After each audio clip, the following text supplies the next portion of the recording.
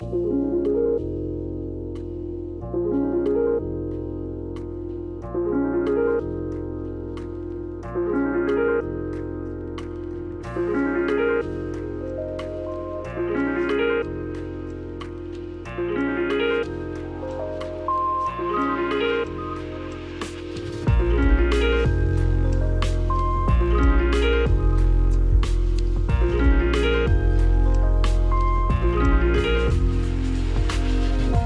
friends and welcome to the Noclip podcast, episode 74. Danny's here with a full crew. Frank Howley, how you doing, my friend? Good, I'm feeling the summer vibes. The new Fortnite season is called Vibing. Summer Game Fest is happening, so you know what? Feeling good. Yes, we are very most definitely in pre-3. I am heading down to Los Angeles for not E3, for Summer Games Fest, whatever we're calling it. Last time I was in Los Angeles was with Jeremy Jane. Jeremy, I'm going to miss you this week. I know, it'll be sad to be there without me. It's our city now. I know, yeah. With the amount of money spent on hotels and Airbnbs, it might as well be. Jesse Gracia, how you doing, my friend? What's everything? Is there summer games up in Canada or is it still snowing? It's all winter games all year round. Yeah, I'm doing good. I've got Jamaica Me Crazy in my mug. We're ready for some bean time. Let's get it. I'm waking up at noon. What is Jamaica Me Crazy the name of your brew this morning? That's my brew. I'm brewing some Jamaica. It tastes like Kahlua is what they say on the bag. It tastes like coffee is what I say. So should be, yeah. All I want to say is beer can in a Jamaican accent, but I won't because it'll sound like bacon. Shout out to our Battle Pass holders for keeping the lights on and keeping Jesse's coffee mug full. Cody Krieger, Aaron L. White, Forrest Pruitt, Cameron Ladd, George Chakotis, Prey, and Tohir Tilyaev. Thank you all so much for supporting our ridiculous ventures. We've done a lot this week. We put out the first episode of Developer Breakdown today. We recorded this on a Tuesday. We're excited about that. Sorry, today's Wednesday. Because yesterday we recorded next week's episode for patrons, which was Street Fighter, the movie from 1994. So if you want to hear us talk about Raul Julia's amazing performance, then check out that podcast. There'll be a clip, though, on the public feed next week as well, of course. We have a lot to cover today. Like Frank said, it's Summer Games Festival is happening. Summer Games Festivus, the Jeff Keighley Con, Keigh3, whatever you want to call it. We're going to run through kind of what's going on for the next few days on that, some of which will have already happened by the time you listen to this. Go talk about State of Play from last week as well. Might have a little chat about the Giant Bomb stuff that happened, because I know we got a bit of crossover here with Giant Bomb folks. And then a bunch of games that we've played before we get to emails. So where to start? Maybe State of Play, because at least that's something that we all have presumably seen or seen some of the fallout from. Frank, you wrote down a couple of things here. What were some of your highlights from... I mean highlights. It was a pretty short thing, right? It was only 30 minutes, right? State of Play returns, and we've got some great PlayStation updates to share with you today. Yeah, I felt like it was all killer, no filler, though. And it seemed like the majority of the stuff I was hyped for was all... it was very Capcom heavy, which I liked. But I think the coolest, not surprised, but surprised they did announce it, was Resident Evil 4 Remake, which seems like it's going to be in the style of RE2, RE3 Remake. It also looks like it's going to be leaning more towards survival horror. Just the screenshots they showed, they redesigned Ashley. It comes out March 2023, so that looks fantastic. They showed some, I think, Resident Evil 8 Village in VR, so you can hang out with mommy and all the sisters. Oh, baby, strap me in. Yeah. And then the coolest thing was they did a huge a dump of Street Fighter 6 stuff, which looks really fantastic. What was your feeling on that? Because I remember the first time they showed it with the logo thing as well. It was kind of a little bit. We're just doing Street Fighter 4-3 at this stage. Yeah, it seemed like it had no flavor with the original logo reveal, and like I personally was really burned with Street Fighter 5. Like I bought it at launch, it had no arcade mode, there was like barely any characters, and so I dropped it. They've since like added a lot to SF5, and when I revisited it last year, I was impressed. So it seems like with Street Fighter 6. It seems like they're infusing a lot of like Street Fighter 3's like hip hop vibe, Street Fighter 4's crazy like ink color flourishes. So the vibe of this game already looks pretty cool. I think Capcom's doing a bigger news info like this coming Monday.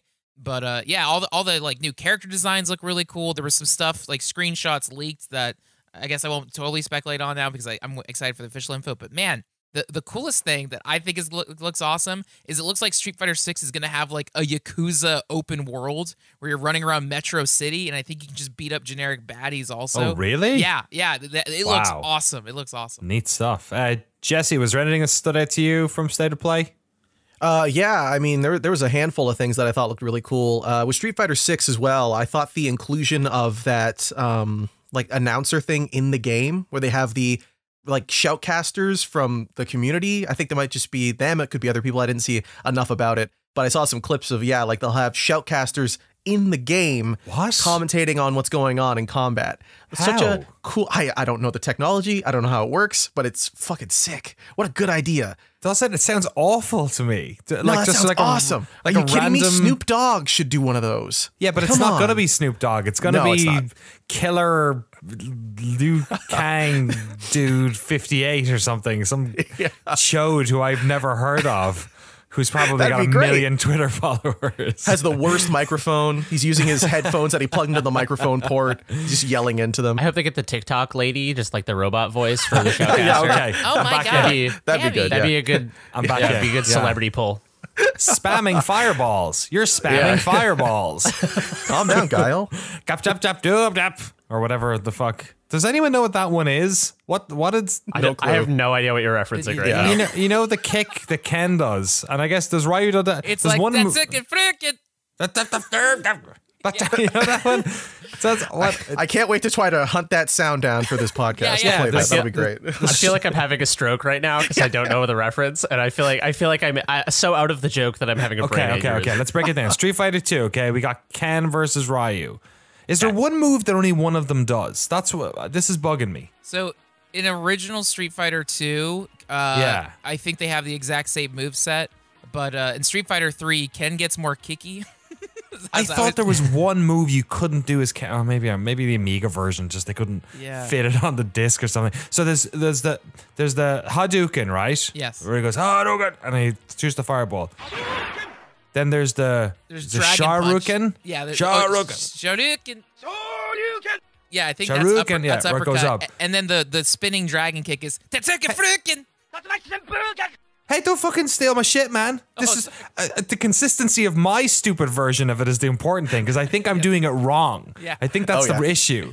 Is that he does the kick. He does like the spinning kick in a circle thing and goes. Do you know? Does that Frank? You do your one. So I think it's Tetsuki Frickin'. Okay. So it sounds like you're cursing in Yiddish. Yours sounds like new metal. I like yours. Do it again. It sounds like System of a Down. Holy fuck. Wake up. This is so good. Yeah. Do a little hurricane kick. Mine is like they took our jobs from South Park or something. Yeah. And yours is like a Jewish guy cursing at his neighbor. Do you guys know? Can you guys? Does this ring a bell? Or are we just? I found the clip on YouTube. I think this is what you're talking about. The hurricane kick. I dropped it in the chat. Yeah. Have you, Jeremy? Do you know it offhand without listening to that? Is this? No, Okay. I don't. My experience with Street Fighter, as mentioned on the patron only Street Fighter movie podcast exclusive, is that I have played Marvel vs. Capcom in a movie theater and pretty much like had to drop out of every game either because I ran out of quarters as a child or the movie was about to start. So it's called the Dragon Kick. Is that right? Dragon Kick, Tatsamaki, Dragon Twister, or Tornado, commonly referred to as Hurricane Kick. Sorry. That's it. Is a special attack of Street Fighter series used by Ryu, Ken, and other Street Fighter characters. So it's Tatsamuki. Is that what they're saying then? Tatsamuki. Is that it? Tatsamuki. That makes more sense, I guess. Yeah. Tatsamuki. All right. Tatsamuki. We really got to the bottom of this. We did, Yeah.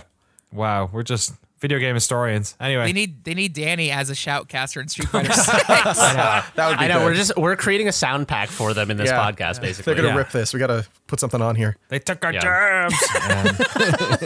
Oh my god. Other highlights of the state of play we have here, a couple of remasters and sort of updates and stuff. Horizon Forbidden West got an update with a bunch of New Game Plus shenanigery. Spider-Man Remastered coming to PC, which caused one gamer to saw his PlayStation 4 in half. Fuck you, Sony!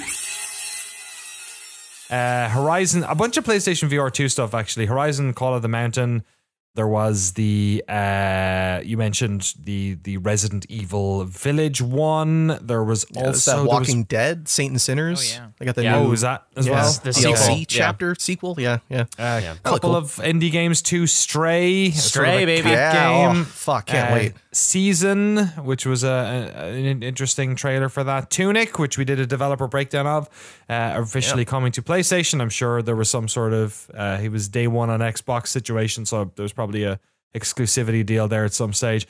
And then they rounded off the whole thing. Sorry, there was also Roller Drome, which is it looks sick. I think Roll 8 are working on that. It's Roll 7, Roll 7, sorry. Roll 8. Roll 8's not out yet. Thanks, Jesse. It's like a roller derby shooter game, which looks pretty neat. Interesting art style. Turnights, another game announced. And then, they rounded it off with a Final Fantasy 16, which... What's the feeling on that? Because I look at Final Fantasy, I'm face blind for Final Fantasy. You know what I mean?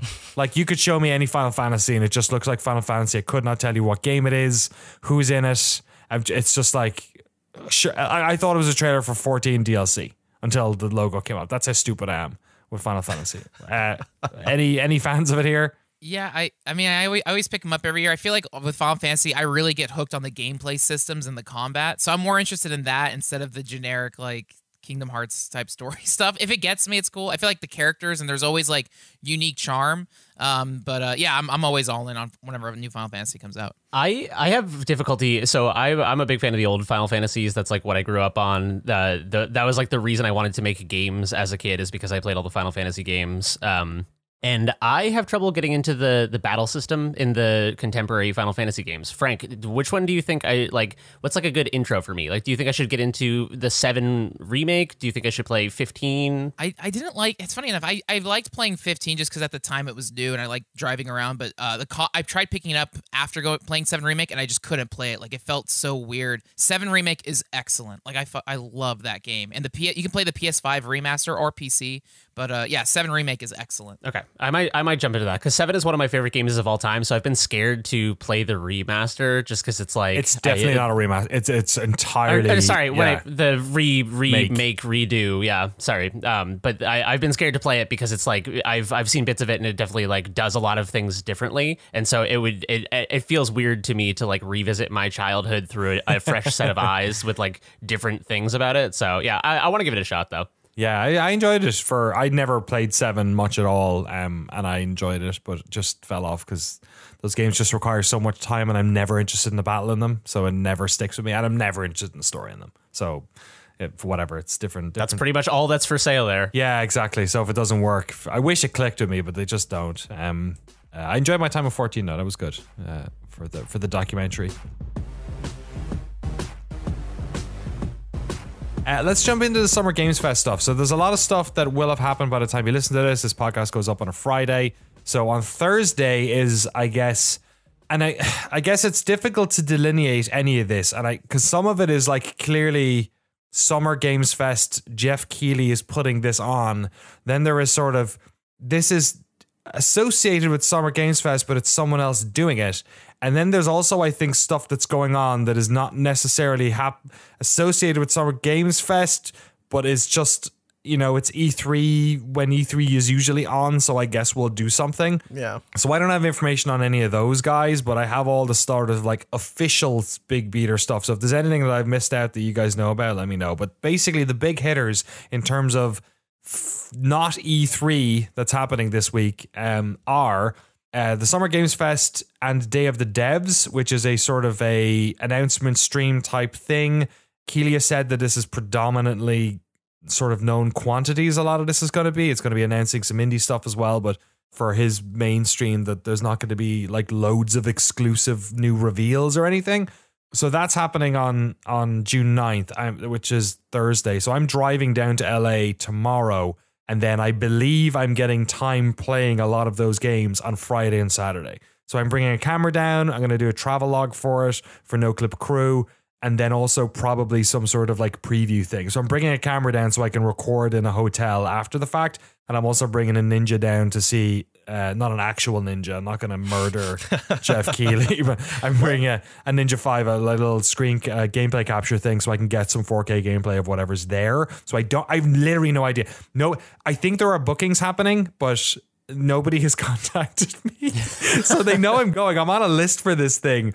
It's a short list. It's not like an open event. It's invite only.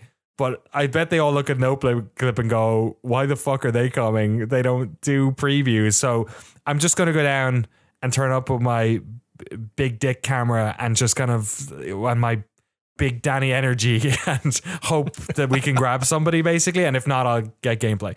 But anyway, that's the sort of, I guess, the kickoff thing. And then after that, it's basically a bunch of sort of like associated acts. The first of which is later that day. I won't do times because, you're all over the place in the world. Check local listings. Devolver Digital are doing their one. It's called Marketing Countdown to Marketing this year. Of course, they do their ridiculous avant-garde presentations. So they'll be showing off a bunch of games there, which I'm sure will be super interesting. On the 10th then, which is Friday, there is a Geeked Week Gaming, which is Netflix's presentation, which apparently is both shows and games. So big question mark on whatever the hell that is. Well, they have the Oxenfree studio, right? Don't they? You're right. Yeah. Yeah, Night Dive or whatever. No, that's not Night Dive. No, not Dive. No, but hey, look, I said roll 8 earlier. So we're good. Yeah, we're good. We all get one. We all get one, exactly. Yeah, both of us are on cracked ice, so one more and we get ejected from the podcast.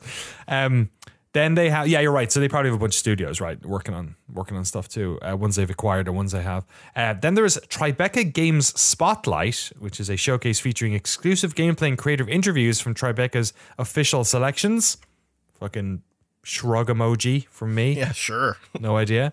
So that's on Friday. Saturday, the Lord rested. Nothing going on apparently. Sunday, which was officially the pre-E3 sneaky early press conference day when Microsoft decided to sort of one-up PlayStation and get out a little bit earlier. So that's still in effect, I guess, but at the tail end of this sort of situation. So on June 12th, which is the Sunday, there is the Xbox and Bethesda Games Showcase. So Bethesda used to have their own one. Xbox had their one. Rather, Microsoft did for years. They have amalgamated, put them together, the two of them. I suspect a lot of exclusive stuff and a lot of Todd Howard. I imagine we'll see some Starfield gameplay and he'll announce that it's not coming out this year and everyone will tell me I'm right and I'll feel really good about myself and then they'll get angry at me. And then after that, there is the PC Gaming Show, which has traditionally been where a bunch of sort of non-exclusive PC games would get announced. What I mean by non-exclusive, not owned by a big publisher or a big developer. There's 45 never-before-seen trailers, interviews, and announcements. I assume Day 9 is hosting it again. I have no idea, but we kind of know the shtick there. And then the final one I have here is on Monday, which is Capcom's showcase, which, considering how much they've shown at Sony's already, should be interesting. Maybe some deeper dives on some of that stuff. They are out there saying these are updates on previously announced games. That's like the subhead on this conference is don't expect new shit. So that's a lot. And then I don't know what else is going on apart from that. So I guess throw it out to the floor because I've been rambling for too long. What are the ones that you guys are most excited for there? Which are the ones you're going to definitely be tuning into? I'm very excited for Xbox Sunday. As I sit on an Xbox gaming chair. What I love about Xbox is I feel like I think I say this every time, like PS5 is kicking ass. Xbox always has to throw Hail Marys. Game Pass is that. And so I always get excited. Like every Xbox conference rules now because they'll show a cool trailer for some game and then coming to Game Pass. And it's like, it's like Chris, again, I said this last year, Gamer Christmas.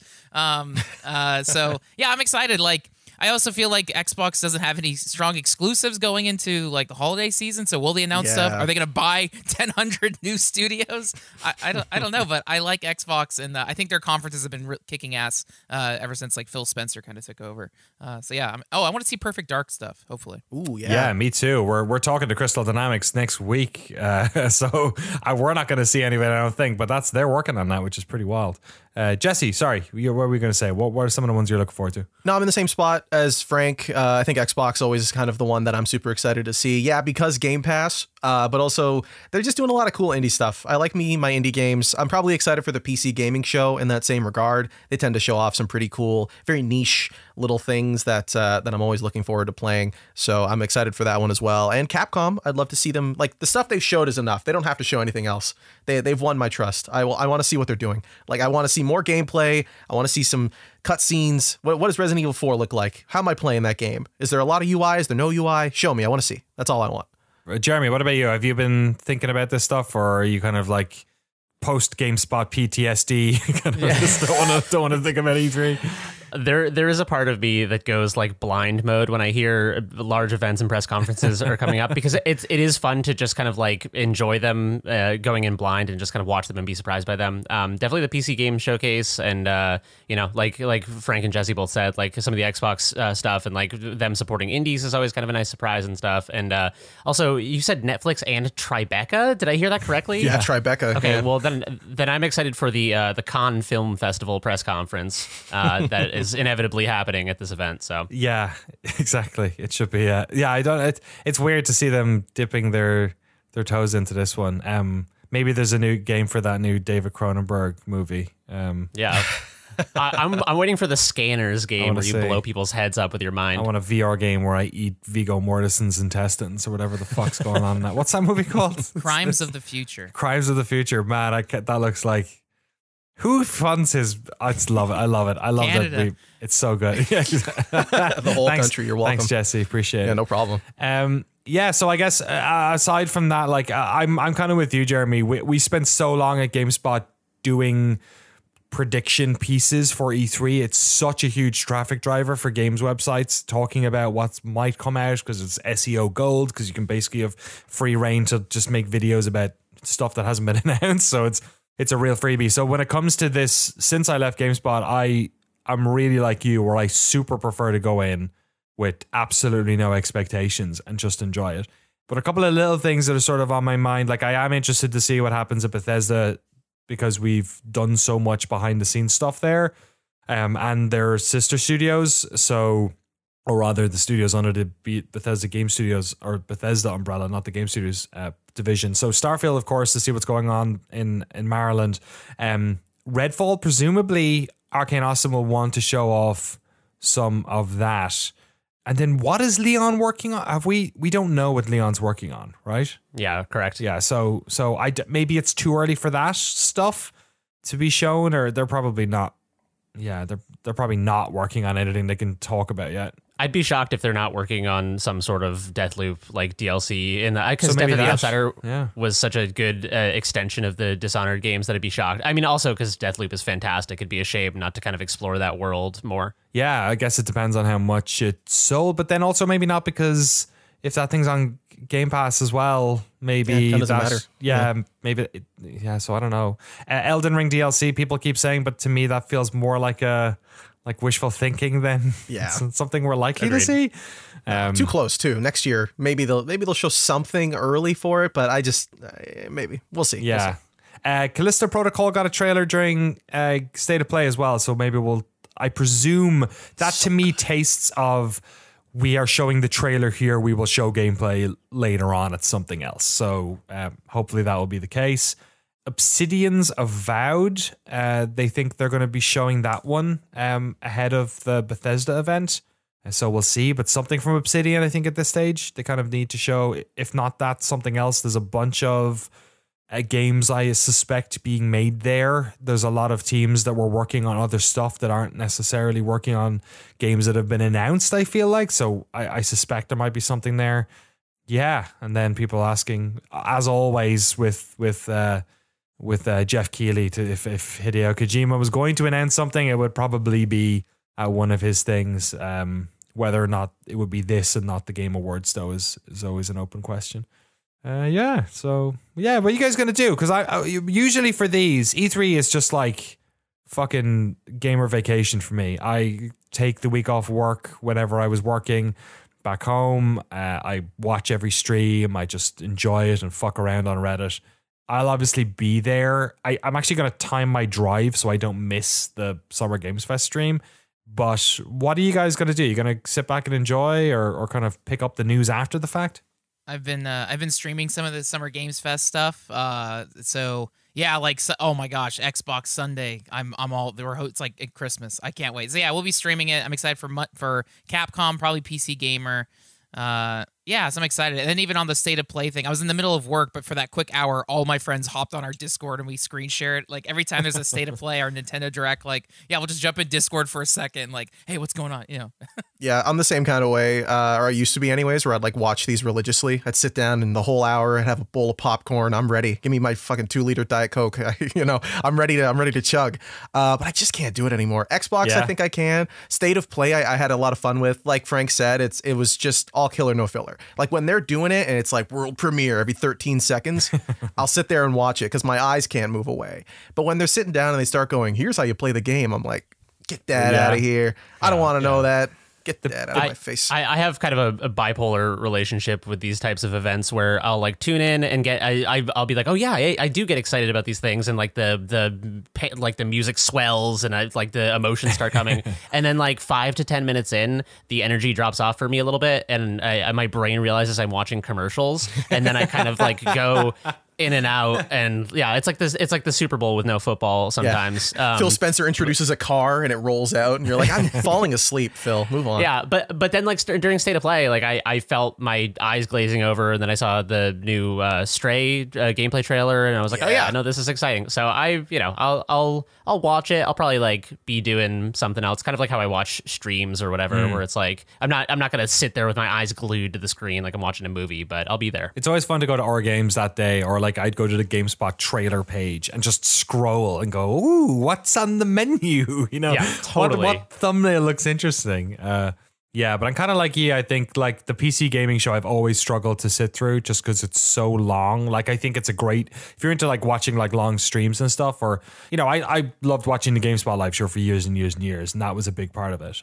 Or the Giant Bomb couch stuff. So we all have our own little version of it or whatever, but specifically with the PC Game Show, it's very difficult for me to not have work hat on when I watch that, or have producer hat or host hat, because like I used to do the GameSpot live stage for these really long stretches, like hours and hours and hours, and then when I'm watching Day 9 do it, I'm like kind of envious and also like kind of nitpicky, and also thinking of the questions I'd ask and stuff. So it's always hard for me to chill with that. But that show's great. He does a great job, and they often have some really interesting shit that would not have ever gotten on another stage.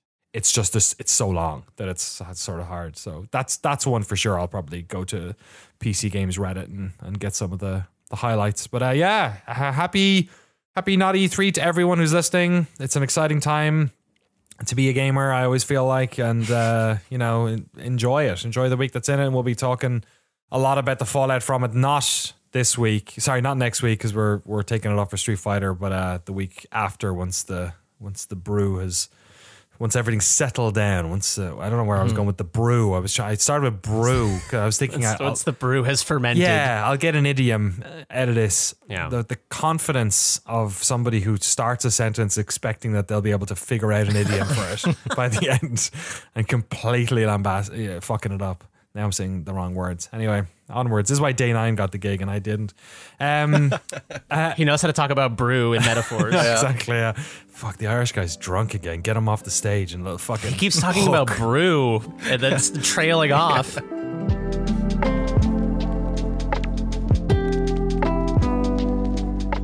Let's Giant Bomb. It's a website about video games. Let's chat about this for a hot second. I only mostly want to talk about it because it's basically been the only thing that's been on my mind for the past 2 days. So, am I the only Giant Bomb fan head here? Do we have any? I'm a dabbler. I like Giant Bomb's content a lot. I'm not a subscriber. I'm not an ardent follower, but I really like Jeff's work, and like obviously I'm friends and kind of like colleagues, ex-colleagues, whatever you call it, with some of the folks that work there and stuff. And yeah, so I kind of just like I dip in and out every now and again. Yeah, I mean, I never really got too into it. But the thing that I've always kind of really respected Jeff and his approach, like moving off and doing Giant Bomb, and everyone I know who does content on the internet is kind of just doing what Jeff did, but in their own kind of remixed way. So this has been a big event in terms of like everyone looking at this and going, whoa, like what does this mean? I think people are speculating a little too much in that regard. But for the most part, I think it's just interesting news to see for me. Yeah, Frank, are you much of a Giant Bomb head? Yeah, I was hardcore from like 2012 to 2016. So I came in kind of late post, Ryan, but Jeff Gerstmann and the whole Giant Bomb crew, and I even listened to Dancers and things like that. So how I know Danny. No, Giant Bomb is the reason I got into game capture and Let's Plays. Because I remember when they had a video producer application open up years ago, I applied and was like, oh, I don't have any gameplay or game capture experience. So I started a YouTube Let's Play show, and that tried to get my leg up, and then Noclip ended up happening. But yeah, I would still keep in touch with the podcast, like on and off, whenever I have time to listen to it, because they are very long. But yeah, Giant Bomb's always been huge on me. And then even specifically Jeff Gerstmann, I've always regarded him as like the Roger Ebert of video games. Like I adore. I love Jeff's voice, but also all the other Giant Bomb dudes. Like I follow so many of them on Twitter, and there's always a few E3s or PAXs where I'll go to a bar and just be like, oh hi, yeah, I'm a big fan, things like that. So hell yeah. Yeah, it's wild how we all have our own like little segments or sites we're fans of, or there's so many different bubbles in it. And this is one of those moments I think where it's really interesting because you can see just how many people are have been over the years at different eras of Giant Bomb, like fans of it. But yeah, the news was that sort of coming off the back of a bunch of people who had left the site over the past year when the Nextlander crew left, Brad, Vinny and Alex went and did their own thing. That's kind of when I plugged in. I plugged in actually when Ben left.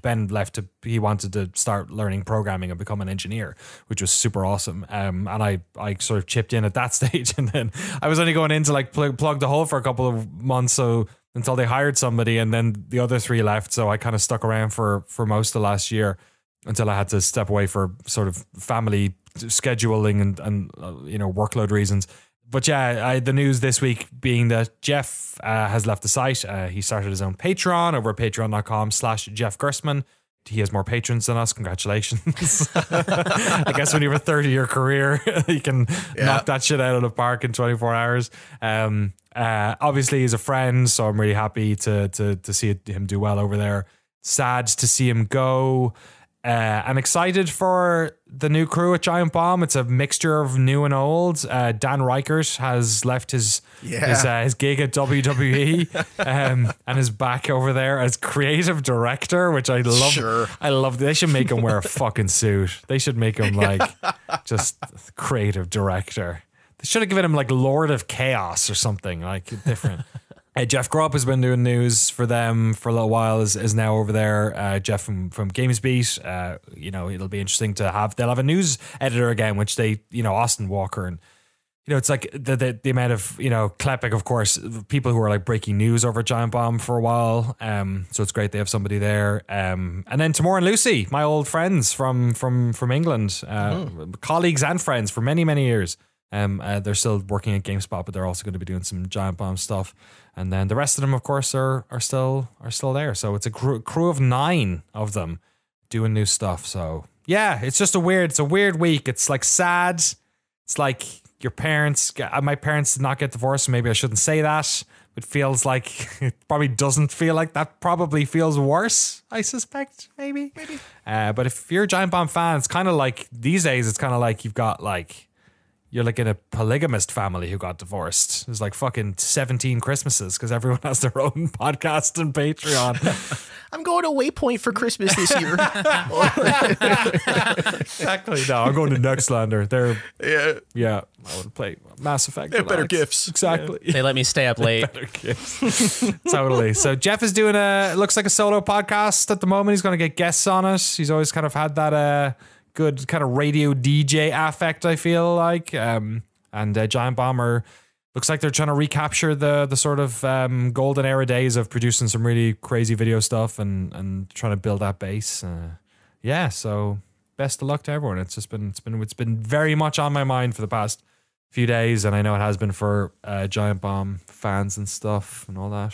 I just wanted to acknowledge it. Do you guys have any questions or thoughts or anything about it? No, not really. I just wanted to say that Jeff Gerstmann was one of the people who was went out of his way to be very kind to me when I was kind of new in this industry. I got the job at GameSpot kind of out of the blue. I'd been working at documentary production companies, and I'd moved to California less than a year prior, and kind of had no idea what I was doing. I just was like fresh out of film school. And applied to GameSpot on a whim, and like knew some of the folks. Like I knew Kevin Van Ord from back in the day from his reviews and stuff. I knew Jeff by his reputation because of the whole like GameSpot fiasco, and knew Giant Bomb as a result of that. But when Danny and I think it was like the first year of Noclip, probably. I think it was when we were covering PAX. Right, we were hanging out in Gerstmann's hotel room with a bunch of folks, and. He said, I can't remember exactly what he said, but he said something to me that about my camera work being really good and that I had a lot of potential and stuff. And it meant a lot to me because at the time, Noclip was very, very new.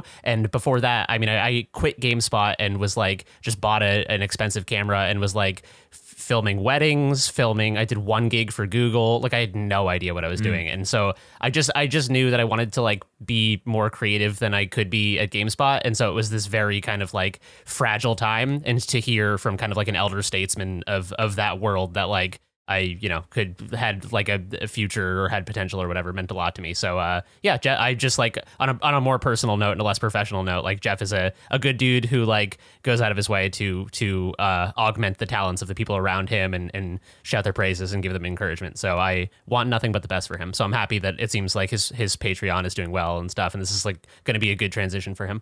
Yeah, for sure. Well said. Yeah, I'd echo that as well. I think, I think it was important to me on a personal level that I always sort of like did work that he respected. You know what I mean? Like I kind of started on my journey to working at GameSpot like before him in many ways because I watched On the Spot with Rich Gallup, but it was when all that stuff happened with the Kane and Lynch shit and Giant Bomb, and that sort of like cemented like, oh, this work can be important in my head. And also it kind of like presented the Bay Area as a character as well, because they started in Sausalito. Weirdly, I was having dinner with my family in Sausalito on Sunday, and I was telling my wife about the whole story of them starting there and stuff. But it sort of created the idea of Sausalito as a place, or the Bay Area as a place where video game stories happen, which was a big part of me, wanting to move here and eventually, doing all the shit and going to the UK and finding a way over. And yeah, since I came over, like a lot of those Giant Bomb guys were very, very kind. Vinny was the one who got me on Giant Bomb in the first place, and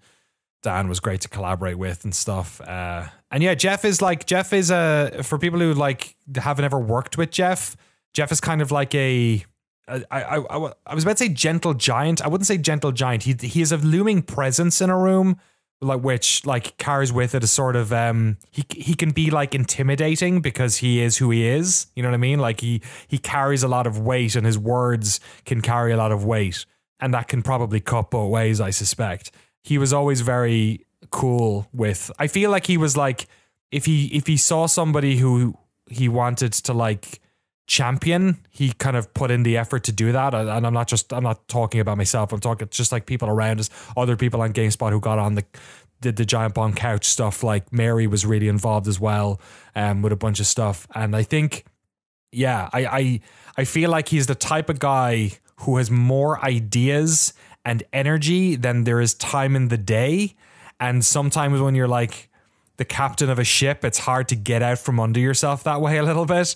So I'm really sad that he doesn't have that, I guess, mechanism anymore, like a big site to like sort of like enable ideas that he might have.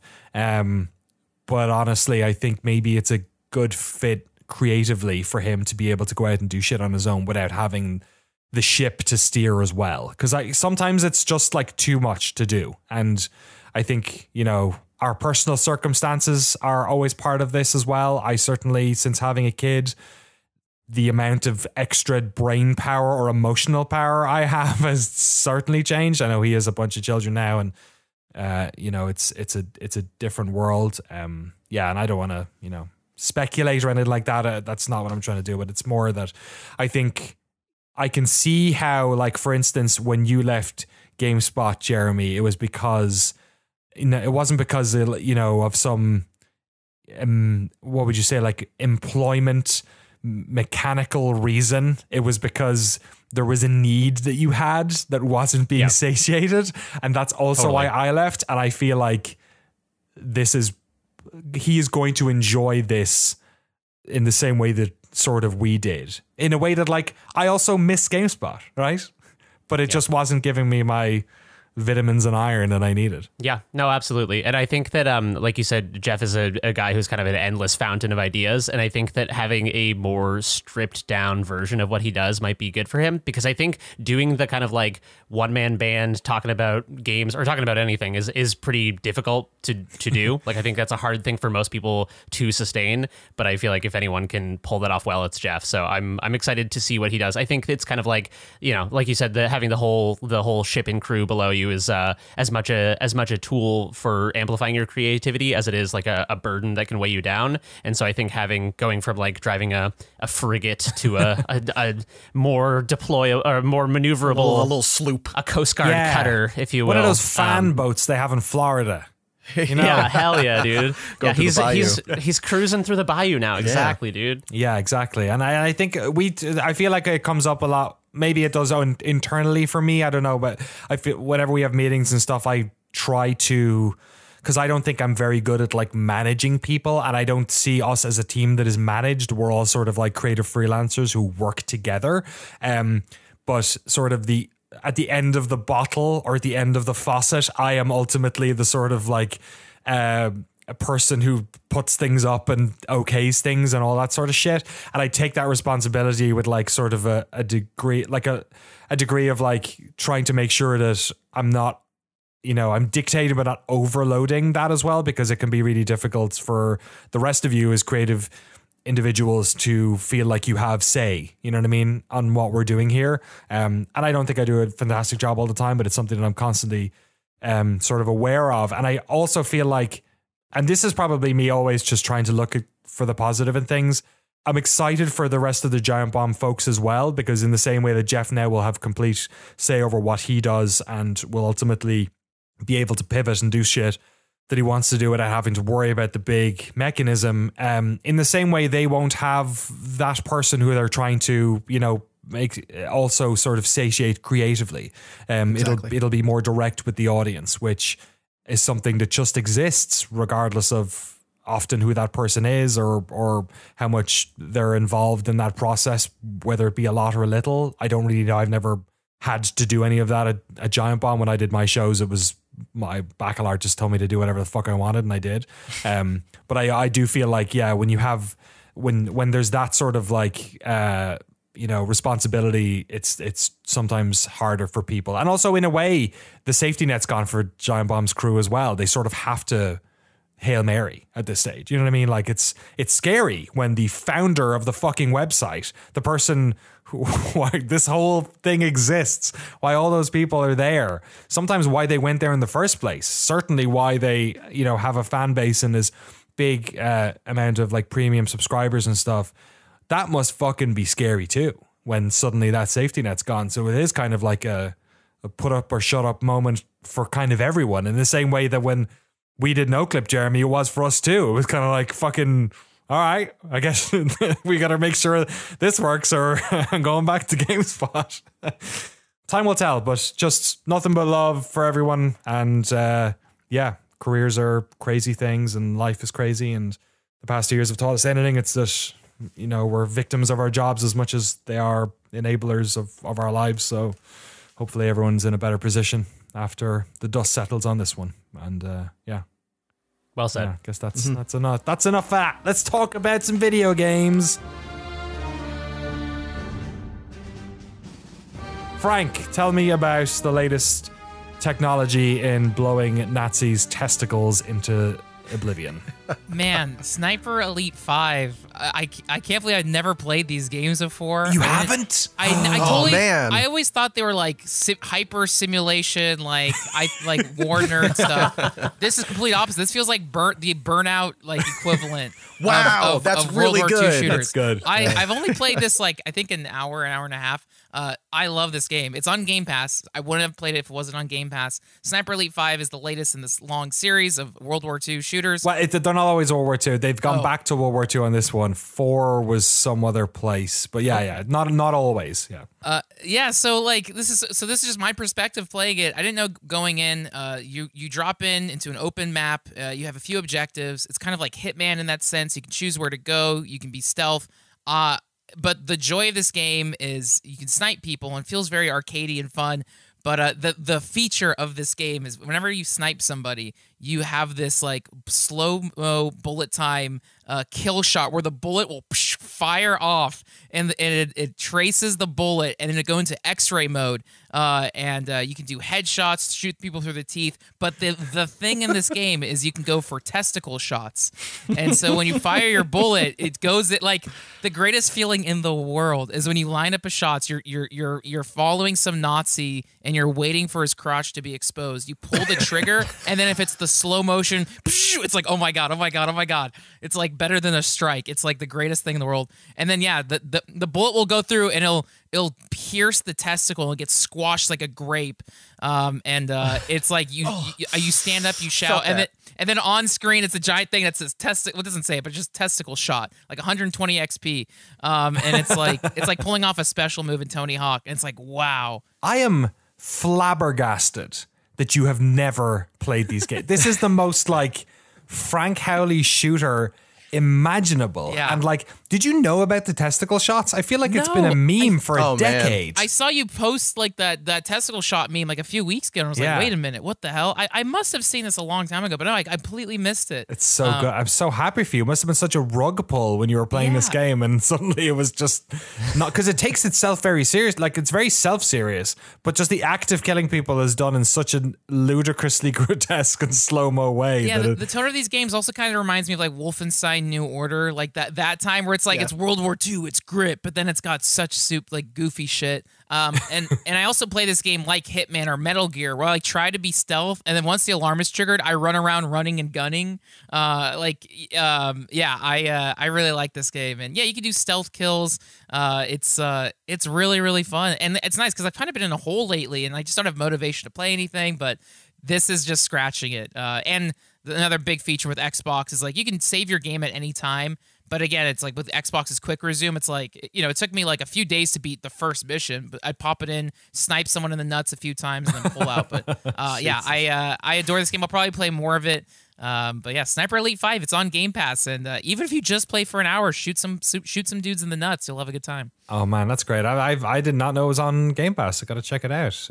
Made by Rebellion, Rebellion made some of the best games ever. It was old Alien vs Predator games. I played Sniper. Sorry, what's it called? Ghost Warrior Contracts 2.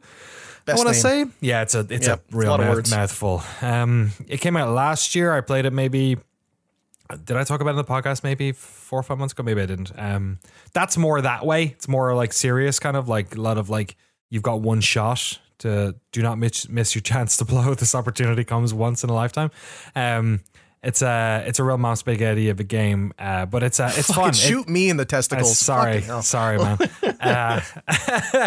It's more serious, but it's still a good time. It's a lot of the like wind and all that. You're like firing off miles away and trying to see if it'll hook them, and it's more like golf than sniping, kind of. But yeah, it's a good time. But yeah, I gotta check this out on Game Pass. I was playing a game a few weeks ago, which I've forgotten to talk about like 3 podcasts in a row. Ultimate Epic Battle Simulator 2, or Ubes.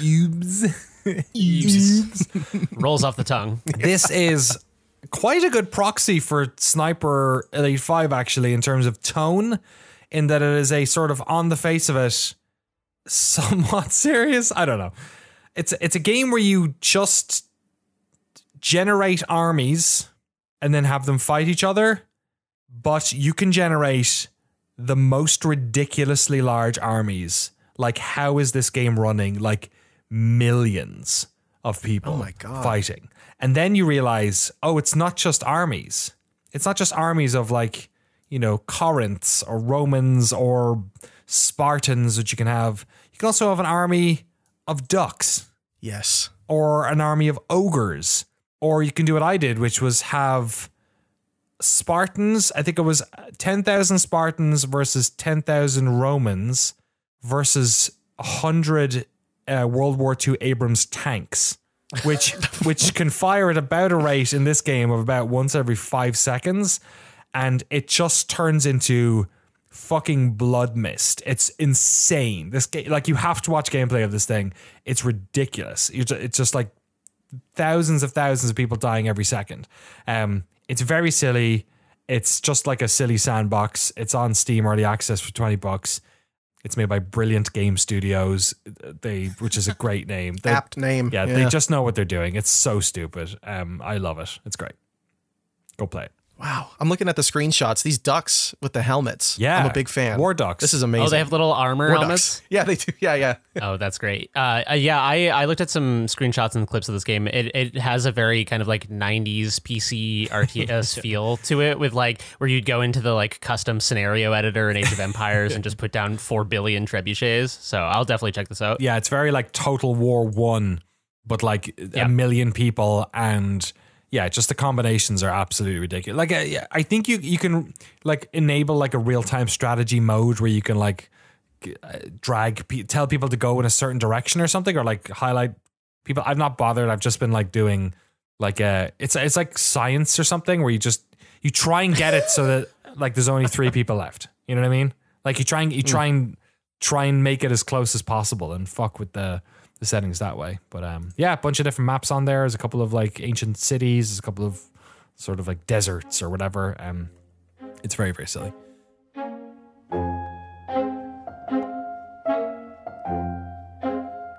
Jesse, Card Shark came out. I've not played it, I've not touched it. What's it like?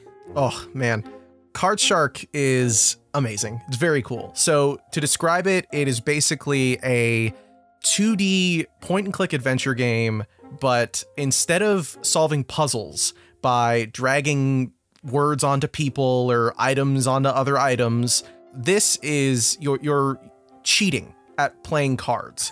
Oh, really? So this game takes place. Yeah, the game teaches you how to cheat. Like, it doesn't teach you how to play the game to cheat. It's teaching you how to real life cheat at cards. Oh, wow. It's very cool. So it takes place in 1600s France. Okay. I'm awful with French history. It's not real anyways.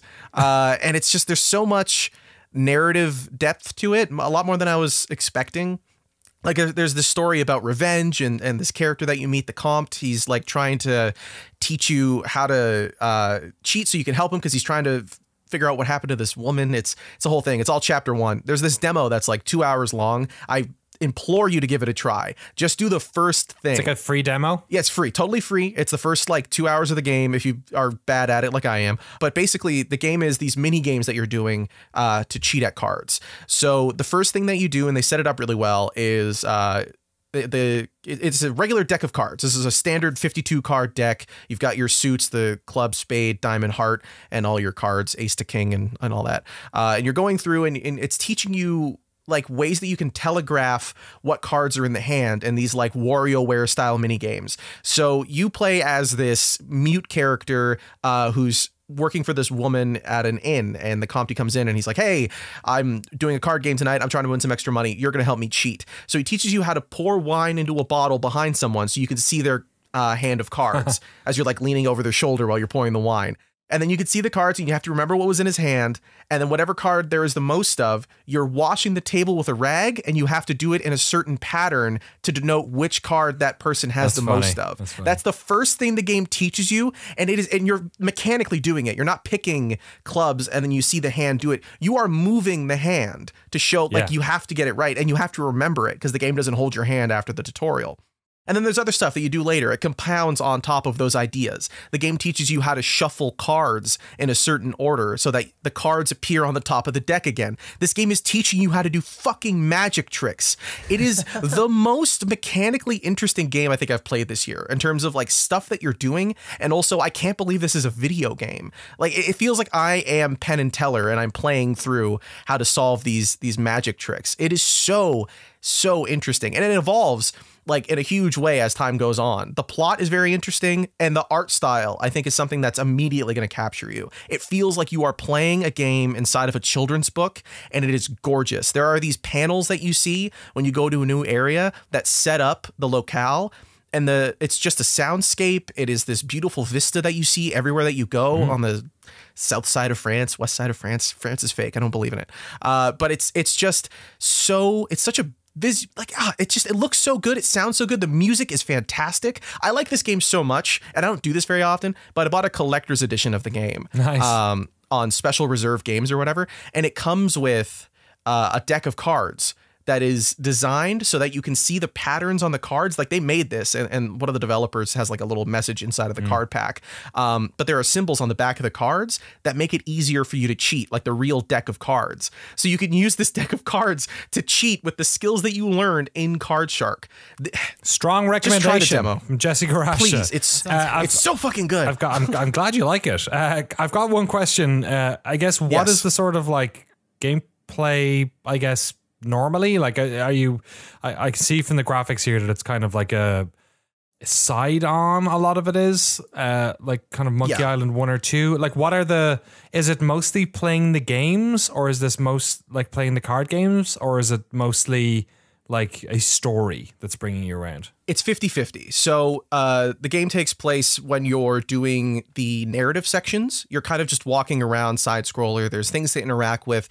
Kind of feels like Oxenfree. I feel like, you know, those kinds of the new age side scrolling point and clicks where you play with a controller, where you can't kind of mouse around and click on stuff.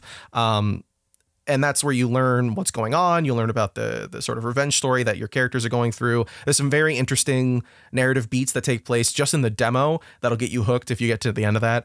And then the other half of the game is you playing in these top-down views, or particular views of different mini games that you're playing, like I was saying. So you'll see the top of the table, but you won't see the characters anymore. Or there's moments where the guy that you're working for will have a deck of cards, and you have to time things in a certain order. So you'll go to him. He has a fake deck of cards. He'll slip the cards into your pocket, and then you go back into that side scroller mode. You have to walk into a different room, and then fuck with the cards so that they're in a certain order for when you come back. So there's a lot of like flipping back and forth between the two modes. But the majority of what you're doing gameplay-wise is just the mini games, and the game is constantly teaching you new ones, so it never gets too tired.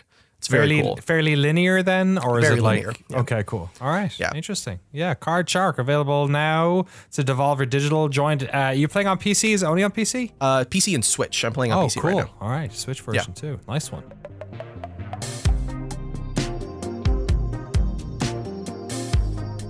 Excellent. Was there anything else you wanted to talk about? We're running a little bit long, and I want to get to Jeremy as well.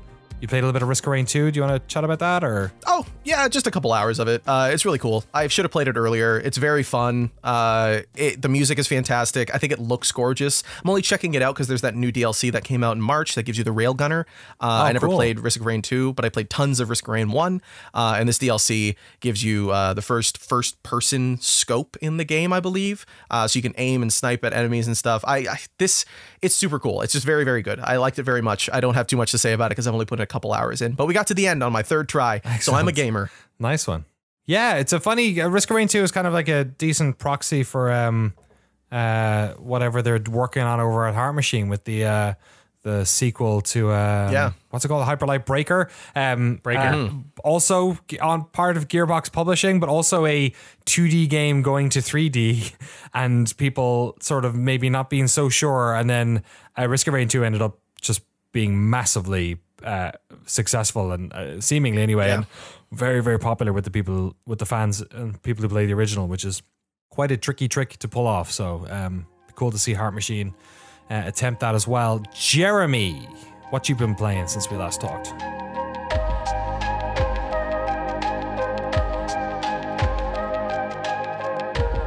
I have mostly not been playing anything, but I have tapped into kind of an interesting like method for my game dev stuff that I wanted to talk about briefly. Where so as I've mentioned a bunch of the podcasts and on the show I've been doing on our crew channel, I've been working on some game dev projects, and something that I've been working on is also kind of like figuring out the world that this game takes place in, because, you know, as I feel like a mistake that's easy to fall into is as a hobbyist game dev or an indie game dev or whatever, is like pick a genre, try to like build some mechanics on top of it, and then like call that a game. But some of the games that I really love the most are games that have very, even if they're like solo projects or have very small teams, games that feel very like the world that they take place in feels lived in. And like Citizen Sleeper is a great example, where it's a tiny little team, primarily a game made by one person, but every character you meet, every location you go to, no matter how minimalist the presentation is, it feels like a real place. It feels like there is like social fabric and there are kind of like customs and norms to that world.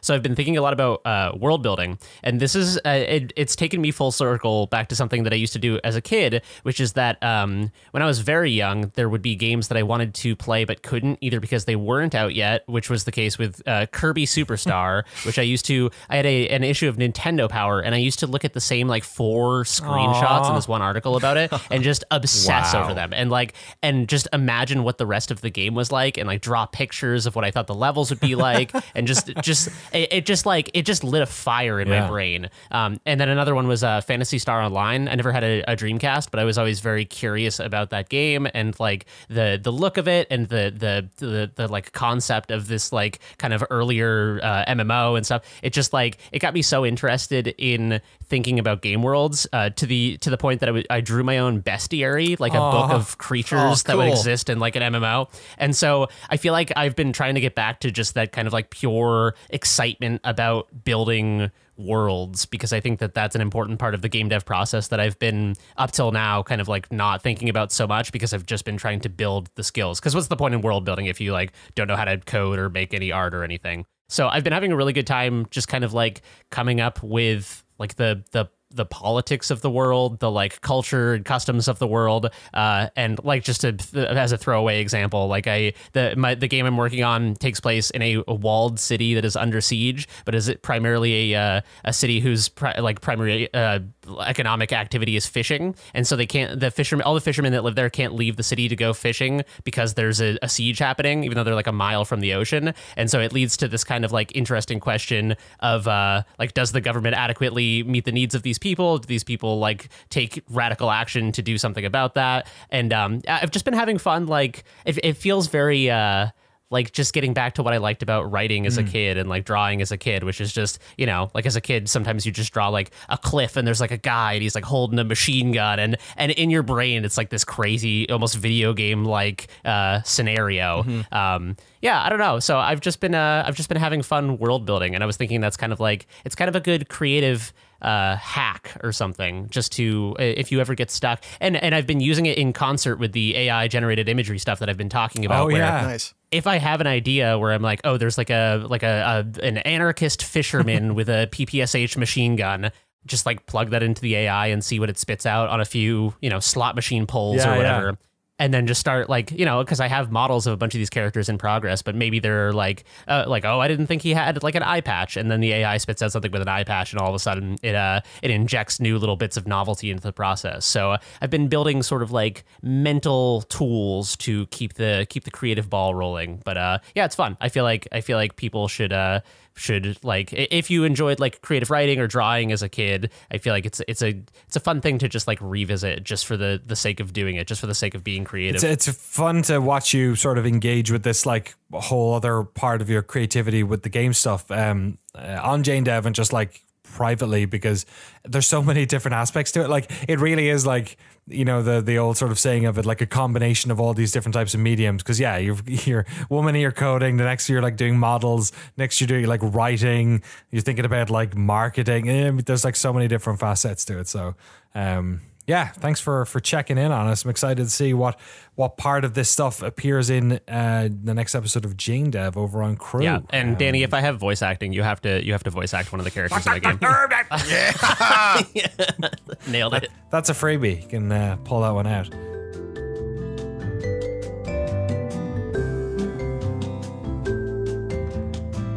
Thank you to everyone for sending in emails as well. podcast@noclip.video. We have a couple here. I just wanted to make sure we got to them this week because we pushed them, or I pushed them back from last week. This first one comes in from Asmund in Norway. You talk a lot about games with old style graphics and demakes. Any demakes that you're looking forward to? And what would be a fun game to have a demake of, and in what style? Can't wait for the Elden Ring demake in Game Boy style. It's made with GB Studios, so I think it'll be played on original hardware, which is cool. I had no idea about this. This is legit. Yeah, I stuck a link in the doc if you guys are there to check it out. Yeah, it's like a straight up Game Boy green, not color demake of Elden Ring, which is pretty wild. And wow. There's footage of an actual Game Boy running it as well. Yeah, it looks like Link's Awakening. Right, okay. Yeah, it does. Yeah. So you can download it on itch, apparently. Link's... this looks dope. Yeah, isn't that wild? Awesome. Yeah, this is cool. Yeah, I there are no particular demakes that I'm excited for at the moment, but I'm fascinated by that whole sort of like subculture, I guess you'd call it. Like the Bloodborne PSX obviously is one of the more prominent examples. Noclip documentary coming sometime. It's coming soon.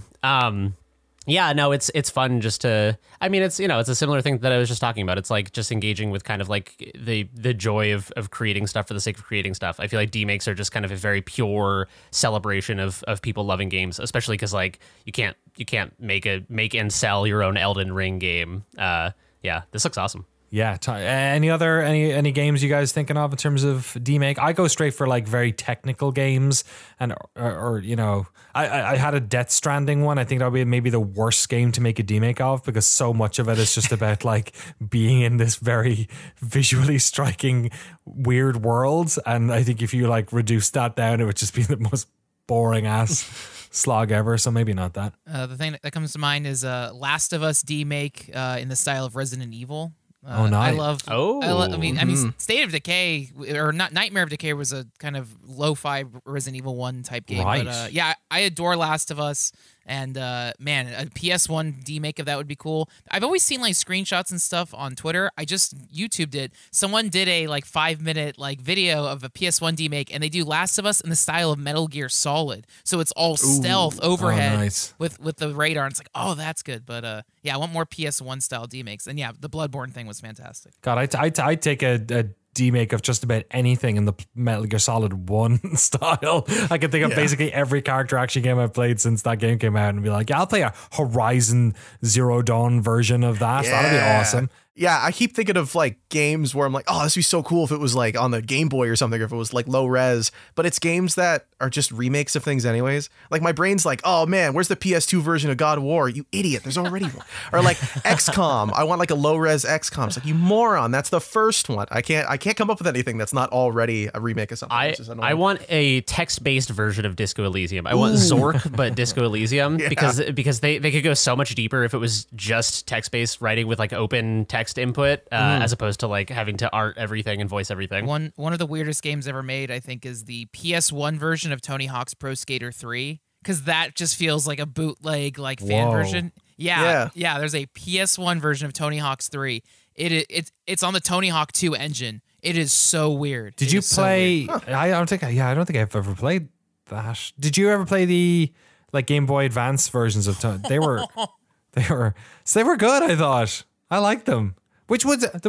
There was ones that were good. There were some that were bad, and so I think the GBA ones were 2 was okay. I can't remember. Yeah, the Game Boy Advance ones, like I played them as like an 11-year-old or whatever, like a kid, and was like, yeah, this works. I tried revisiting them like a year ago, and surprise, they don't hold up. But yeah, like it is impressive because they do the levels. It's isometric. It's got like MIDI type music. Yeah. I'd like a NBA Jam style of Rocket League, maybe. Just kind of like a side-on cool. Rocket League. That's the one on the phone, kind of, right? The side swipe right. thing. I've never played it. A low res version would be good. Yeah, just some games that just have an aesthetic that I want, like Metal Gear Solid or NBA Jam or any of that shit. Madness. If you have any ideas, stick them in an email and chuck it our way. podcast@noclip.video. This next email comes in from Jerry Corcoran. Terrific Irish name. There's been a lot of talk on the podcast about stunts recently. I too absolutely loved that game as a kid, and I've been bummed that EA never did anything with it. However, there is a way to play a modern version of the idea for free. Ultimate Stunts is an open source fan project that aims to recreate the experience for modern PCs. It's not 100% the same, but it's pretty damn close and worth checking out. Yeah, Stunts, or Stunt Car Racer, which was a spin-off of it. I don't think we read this email before, but in my head, I've been thinking about Stunts a lot because of the weird project that we're working on with Alex Austin, which I'm not quite ready to talk about yet, but there's a thing happening that might involve us making a video game. So let's just put that and doing, for the purposes of doing a show about it, but also doing some weirdness. But yes, there is stunts and stunt car racer are very much on the mind. If you want to, let's put it this way. If you want to see some interesting stuff that we may be involved in, follow Alex Austin on Twitter. He is at Cryptic C, and check out some of his lo-fi, low poly GIFs, and you'll see some cool stuff over there. All right, that's it's going to be a podcast. Just to do a little bit of housekeeping, we have a bunch of stuff that's going up and gone up. Developer breakdown on Tunic. It's our brand new show. It's on Noclip Crew. Massive shout out to everyone for helping along with that one. Jesse's producing the show with me. He's been working on episodes 2 and 3. Dan Silverstone did an incredible job on the motion graphics. Thank you, Dan. So good. Check out his stuff. Pika Creative. We link his stuff all the time. The gameplay channel, I just added a bunch more stuff to the backlog, so that hasn't been published yet, but it was a little bit slow in getting some of the rest of the Demon Souls footage up there because we were capped by YouTube basically, but last couple of days I've been getting loads of that up, so we'll get that stuff and a bunch more games up in the coming weeks.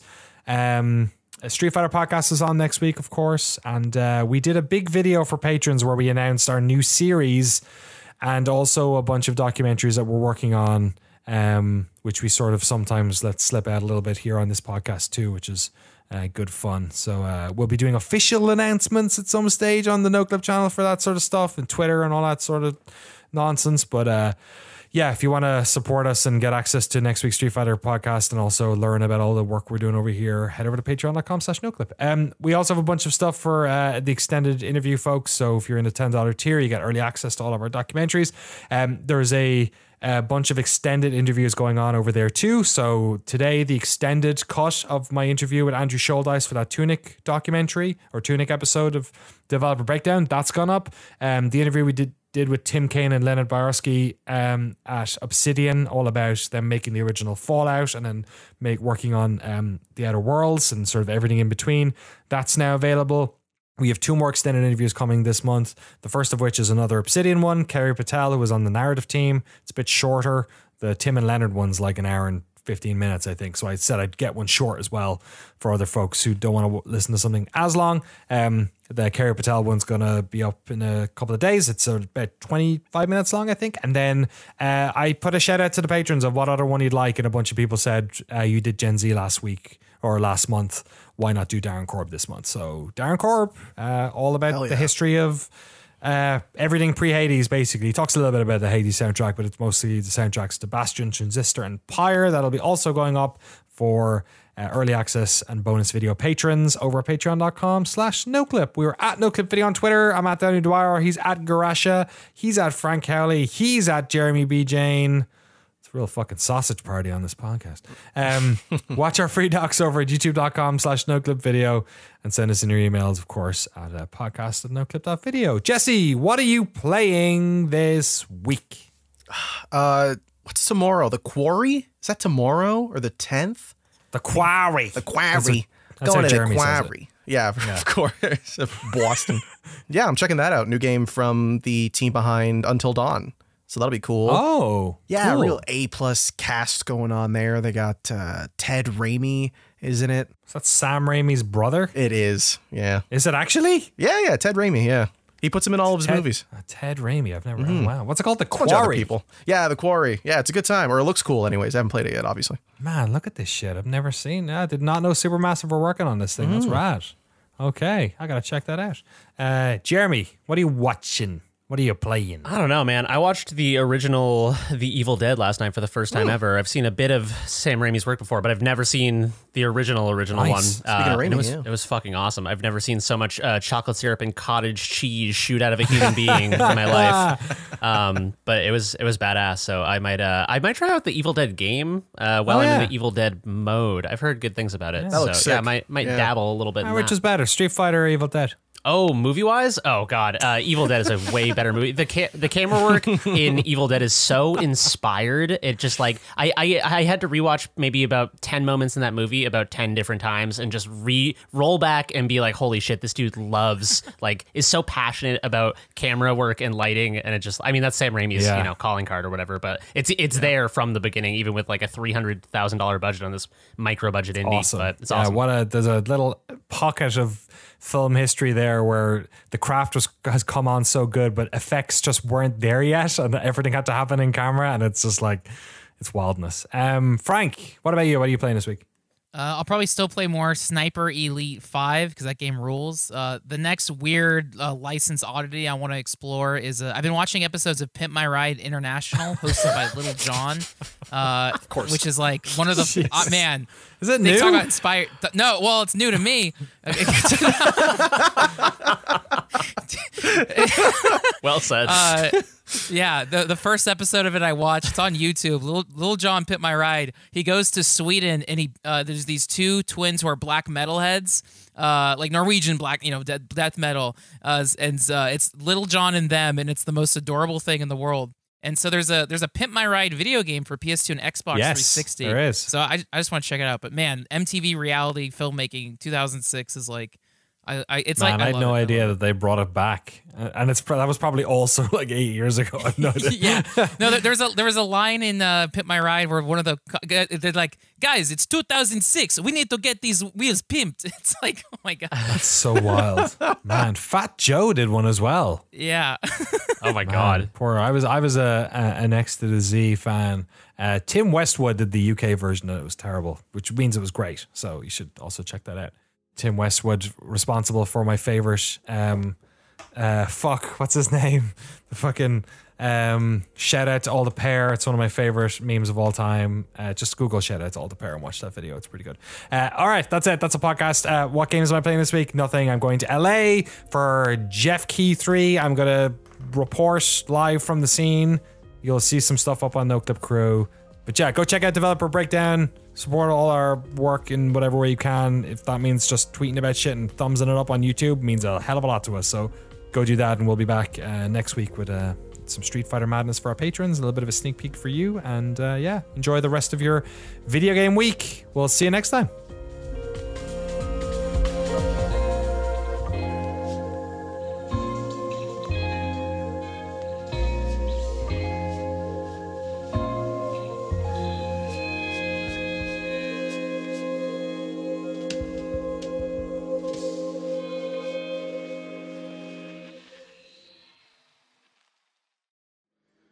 Shout out to All the Pair.